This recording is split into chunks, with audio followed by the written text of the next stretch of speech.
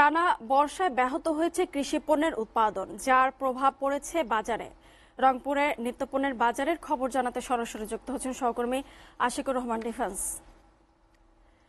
Defence নিম্নচাপ ও টানা বৃষ্টির প্রভাবে বাজারের অবস্থা এখন কেমন দেখছেন?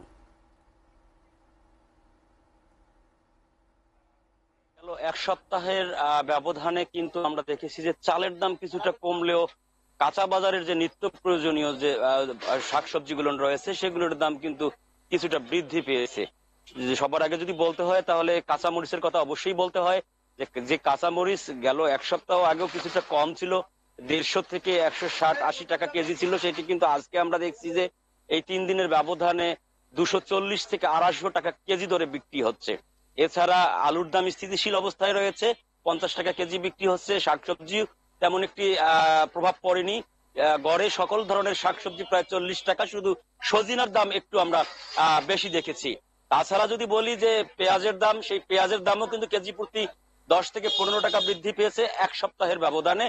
রসুন এবং আদা, বলতে গেলে সকল ধরনের যে নিত্য প্রয়োজনীয় কাঁচা বাজারগুলো রয়েছে সেগুলোর দাম একদম ঊর্ধ্বমুখী, এবং ব্যবসায়ীরা আশঙ্কা করছেন যে আগামীর দিনগুলোতে এই দাম আরো কিছুটা বৃদ্ধি পেতে পারে। এই দাম বৃদ্ধির ব্যাপারে তাদেরকে প্রশ্ন করেছি যে কি কারণে এই দামটা বৃদ্ধি পাচ্ছে। রংপুরের পৌর বাজারের পাইকারি বাজার বলছে যে তারা যেখান থেকে সংগ্রহ করে, যে আড়তগুলো থেকে এবং বন্দর থেকে, সেখান থেকেই বাড়তি মূল্যে তাদেরকে কিনতে হচ্ছে। এজন্য তারা চাইলেও দাম কমিয়ে খুচরা পর্যায়ে বিক্রি করতে পারছেন না। মুনিয়া, এই ছিল রংপুরের কাঁচা বাজারের সর্বশেষ অবস্থা।